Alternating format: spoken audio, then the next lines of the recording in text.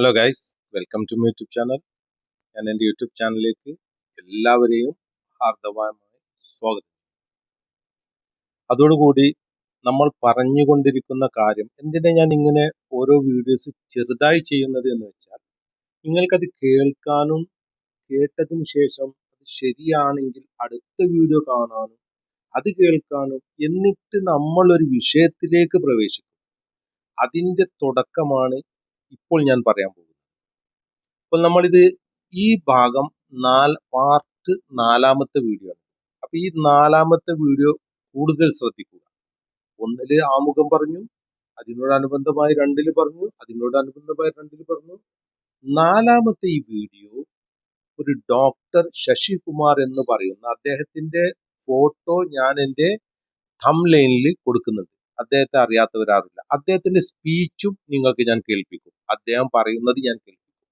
അതിന് മുന്നോടിയായി അദ്ദേഹം പറഞ്ഞ 1 മണിക്കൂറോളം അദ്ദേഹം പറയുന്ന വീഡിയോ ഞാൻ ഇരുന്ന് പലതവണ കേട്ടിട്ടുണ്ട്. എന്താ കേൾക്കാൻ കാരണം നിങ്ങൾ മനസ്സിലാക്കി. ശശികുമാർ സാറ് പറയുകയാണ്, അദ്ദേഹം വലിയൊരു ഡോക്ടറാണ്, ന്യൂറോളജിന്റെ സ്പെഷ്യലിസ്റ്റാണ്, വളരെയധികം നല്ലൊരു ഡോക്ടറാണ്. അദ്ദേഹം പറയുകയാണ്, സ്ട്രോക്ക് വളരെ അപകടകരമായ ഒരു രോഗമാണ്. സ്ട്രോക്കിനെ കുറിച്ച് അറിയാത്തവർ ആരും തന്നെ ഉണ്ടാവുകയില്ല എന്ന് ഞാൻ മനസ്സിലാക്കുന്നു. അറിയാത്തവരുണ്ടെങ്കിൽ കമന്റ് ചെയ്യുക. ഉണ്ടാവുകയില്ല.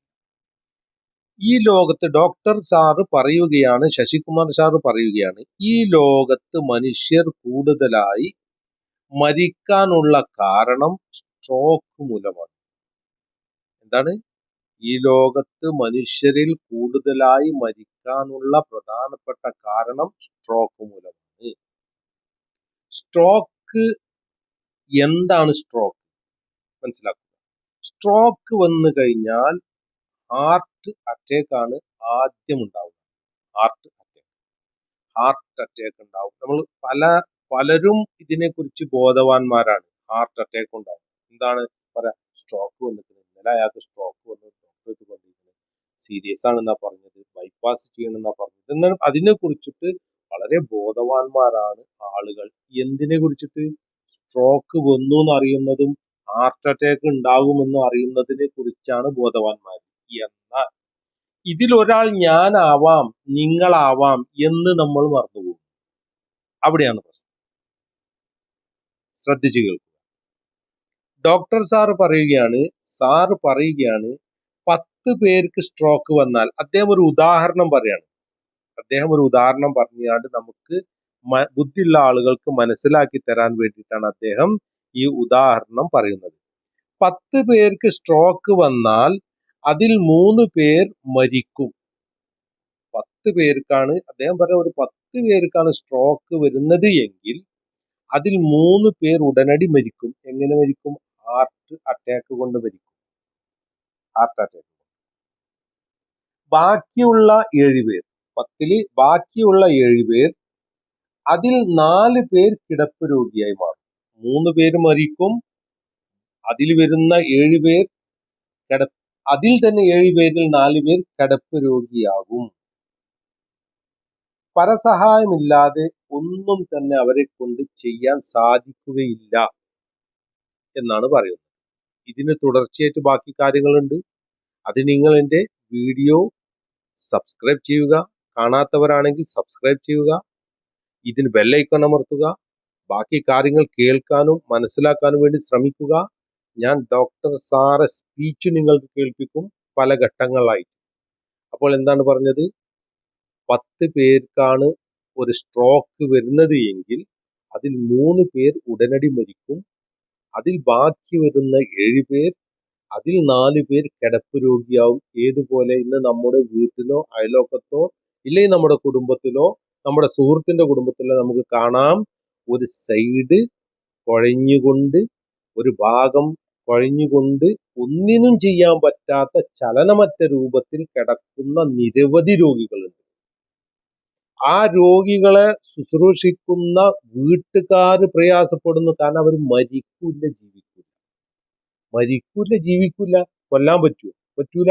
കാരണം ഉമ്മയാകാം, വാപ്പയാകാം, അച്ഛനാകാം, അമ്മയാകാം, ഭാര്യയാകാം, ഭർത്താവാകാം, മക്കളാകാം, കുടുംബത്തിൽ ആരുമാവാം. നമ്മുടെ വീട്ടിൽ നടക്കുന്നില്ല ഇല്ലാത്തത് കൊണ്ട് നമുക്ക് നിർഭയനായിട്ട് നമുക്ക് ജീവിക്കാൻ പറ്റുമോ? പറ്റൂല. കാരണം ഈ 10 പേരിൽ ഒരാൾ നമ്മുടെ വീട്ടുകാരോ ഞാനോ നിങ്ങളോ ആയേക്കാം. ബോധവാന്മാരാവണോ ആവണ്ടേ? ആവണം. ബാക്കിയുള്ളത് കേൾക്കാൻ വേണ്ടി നിങ്ങൾ സബ്സ്ക്രൈബ് ചെയ്യുക. ഇതിന്റെ തുടർച്ചയായിട്ടാണ് ഞാൻ ഓരോ കാര്യങ്ങളും പറയുന്നത്. ലോങ് ആയിട്ട് ചെയ്താൽ കേൾക്കുകയില്ല സുഹൃത്തുക്കളെ. അതുകൊണ്ടാണ് ഷോർട്ട് വീഡിയോ ചെയ്യുന്നത്. നിങ്ങളുടെ ഓരോ വീഡിയോ നിങ്ങൾ വിലപ്പെട്ട വീഡിയോ ആണ്, കാണാൻ വേണ്ടി ശ്രമിക്കുക. അപ്പോൾ നമ്മൾ പറഞ്ഞു നിർത്തിയത് എവിടെയാണ്? 10 പേർക്കാണ് സ്ട്രോക്ക് വരുന്നത് എങ്കിൽ അപ്പൊ സ്ട്രോക്ക് ഒരു പ്രധാനപ്പെട്ട ഒരു കൊലയാളിയാണ് എന്ന് നമ്മൾ നമ്മുടെ ഹൃദയത്തിൽ മാറ്റി വെക്കുക. സ്ട്രോക്ക് വരുന്നത് കൊണ്ടാണ് ഈ 10 പേരിൽ 3 പേര് ഉടനടി മരിക്കുന്നത് ഹാർട്ട് അറ്റാക്ക് ആയിക്കൊണ്ട്, സ്ട്രോക്ക് വരുന്നത് കൊണ്ട്. ഇനി വരുന്ന സ്ട്രോക്കുകൾ എന്തൊക്കെയാണ്, എങ്ങനെയൊക്കെയാണ് വരുന്നത്, ആ വഴികൾ നമ്മൾ നിസ്സാരമായി മനസ്സിലാക്കുക. അതിന് വലിയ ബുദ്ധിയൊന്നും വേണ്ട, ചെറിയ ബുദ്ധി കൊണ്ട് തന്നെ മനസ്സിലാക്കുക. ബാക്കി വരുന്ന 7 പേരിൽ 4 പേർ കിടപ്പ് രോഗിയാകുന്നു. അത് നമ്മൾ നിരന്തരം കാണുന്നതാണ്. നമുക്കത് വരാതിരിക്കട്ടെ, വീട്ടിലാർക്കും വരാതിരിക്കട്ടെ എന്ന് പ്രാർത്ഥിക്കുക. നാട്ടിലും ആർക്കും വരാതിരിക്കട്ടെ. അതിന് വരാതിരിക്കാൻ നമ്മൾ എന്ത് മുൻകരുതൽ ചെയ്യണം എന്നുള്ളതാണ് എൻ്റെ വിഷയത്തിന്റെ മർമ്മം. അത് പറഞ്ഞു തരലാണ്. പറഞ്ഞു തരിക എന്ന് മാത്രമേ എൻ്റെ ദൗത്യമുള്ളൂ. ഞാൻ അത് പ്രവർത്തിക്കുന്നുണ്ട്, വരാതിരിക്കാൻ ശ്രമിക്കുന്നുണ്ട്. നിങ്ങളും ശ്രമിക്കണമെന്ന് വിനീതമായി പറഞ്ഞുകൊണ്ട് ഈ വീഡിയോ ഞാൻ ഇവിടെ അവസാനിപ്പിക്കുകയും അടുത്ത വീഡിയോ കാണാൻ നിങ്ങൾ സബ്സ്ക്രൈബ് ചെയ്യുക, ലൈക്ക് ചെയ്യുക. ഇതൊരു ഉഡായിപ്പ് വീഡിയോ അല്ല എന്ന് മനസ്സിലാക്കുക. ഇൻഷാ അല്ലാഹ് നിങ്ങൾക്കത് മനസ്സിലാവുകയും ചെയ്യും. അതുവരെ ഞാൻ നിങ്ങളോട് വിടവാങ്ങുന്നു.